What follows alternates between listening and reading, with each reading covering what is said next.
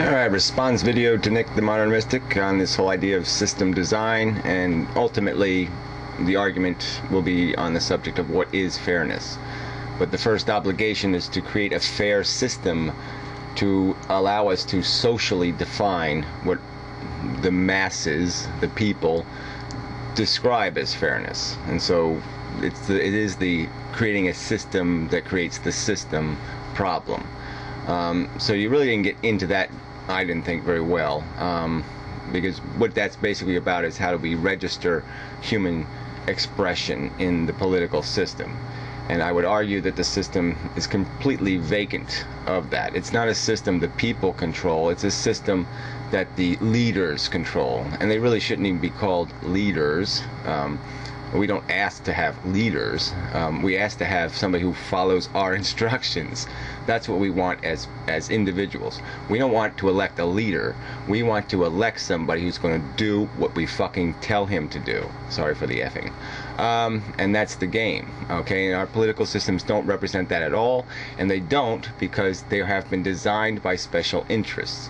The whole party system is a way of keeping individuality from making decisions. It's a way of keeping the masses from controlling the system, because they want to take the control, and that's all it is. It's a bunch of minority interests who ahead of time scheme and wheel and deal, do their little compromising crap, and force us to have a stupid choice in the end, you know, between an asshole and an idiot.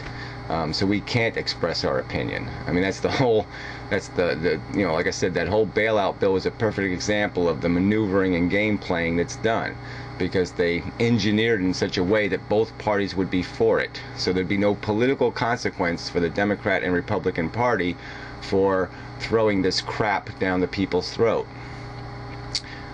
So that's the system, okay? And I've done videos on the reforms to the political system. You get instant runoff voting, you get rid of the geographic bias on representative bodies, you get rid of winner-take-all elections, and you've solved the problem, all right? I mean, no legislative body no representative to a legislative body should get there carrying 45% of the people who hate his guts as constituents. I mean, nobody can be called a representative when he's representing people who hate his motherfucking guts.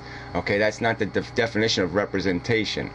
And it can be you can just change the system. So the only way you can get there is you have to get affirmative votes. If you can't get the required number of affirmative votes, you don't serve. All right, so everybody can win a legislative election. It should be virtually impossible for a person to lose a representative election to a legislative body. We can have such a system, and it's not difficult to impose. It's not complicated. It really isn't.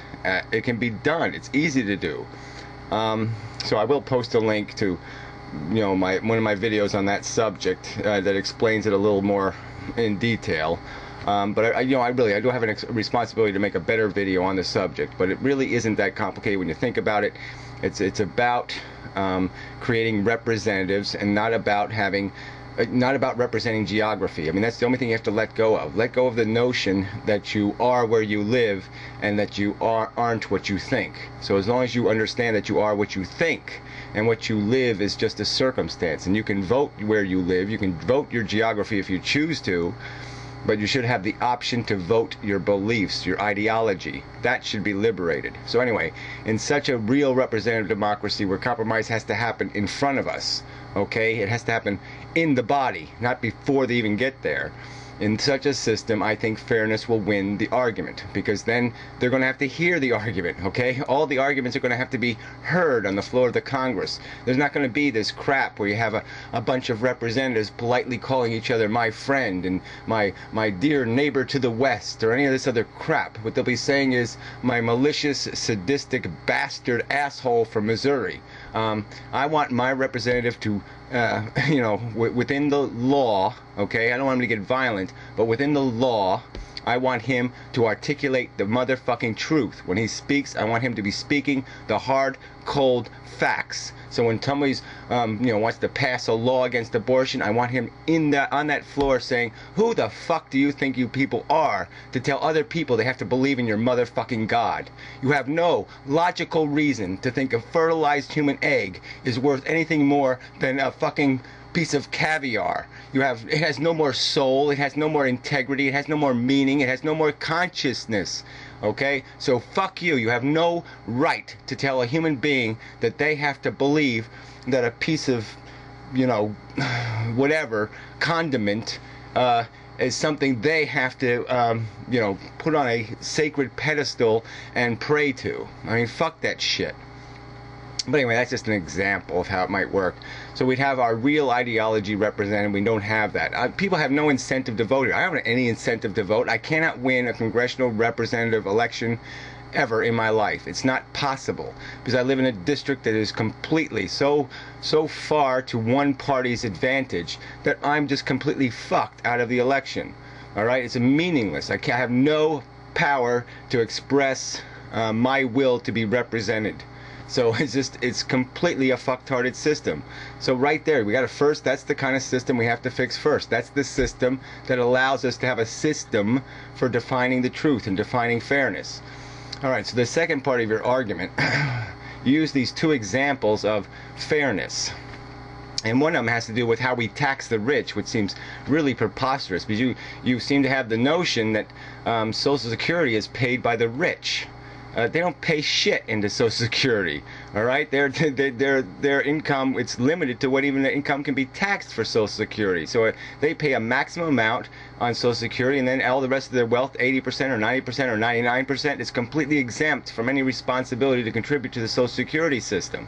And then what we did, 15 or 20 years ago, the Democrats and Republicans came up with a scheme, and they ended up making payroll taxers pay their taxes in advance, okay, and it's called the Social Security Trust Fund, and then the rich income taxpayers exempted themselves from their taxes and used that money, okay, to give themselves an excuse not to pay taxes. So they borrowed that money so they can invest in the stock market and make money for them selfish selves, okay, and not take care of our social obligations. But there's no direct link between Social Security and progressive taxation.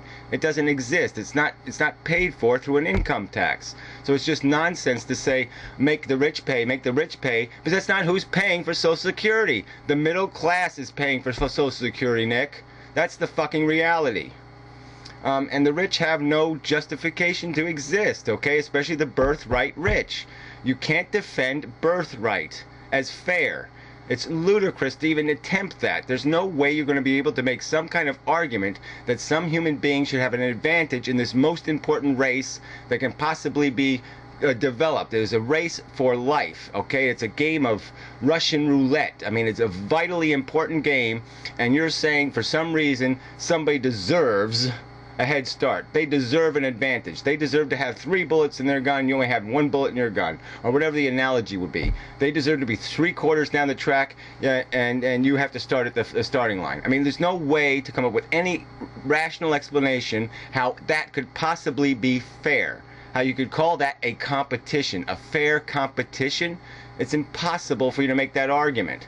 I mean, I know you have a great affection for the rich, but they are completely useless. They are parasites on the system. They serve no useful function. I know you would miss the yachting and the rest of it that goes on in the little rich class, but we as the people, we can all live without that shit. We really don't need it. I don't need to go visit, William Randolph Hearst's gold toilet. I really don't need to see it. I don't even want to know it fucking exists. It serves no fucking purpose but to waste vital elements and to waste, whatever he's wasted in his, his creation of his monument to himself. If you calculate all the human labor that went into that preposterous waste of time, it's as disgusting as an Egyptian pyramid. There's as much blood and guts and waste of human energy and sweat as exists in one of those stupid monuments to exploitation. I mean, it's disgusting. That you keep defending these assholes, these useless prick assholes who have created an exploitive system. And I don't want to go through the economics thing with you, because apparently we disagree. But to me, I don't think you can argue against the fact that all value in the economy is created by work. by sweat, by inconvenience, by the risk-taking of the coal miner going into the ground to dig out the coal. And the only reason why we have such an economy is because we underpay such people, because there's this surplus of deprivation and need in the world. And so the capitalists take advantage of that. All right? And they don't pay their people the real wage it would take to get them to crawl into the ground. Instead, they pay them the desperation wage. And it's disgusting. Such a system is inherently unfair. We should not be judged based on how many people look like us. And if there's enough people that look like us, we only get $5 an hour. I mean, that's just complete bullshit. You pay people for the labor. You pay people for the sacrifice. You pay people for the risk. It's just idiotic to have a system that's anything else. So that's the definition of fairness. And I think that's a definition of fairness that will win the day. I don't think your definition will.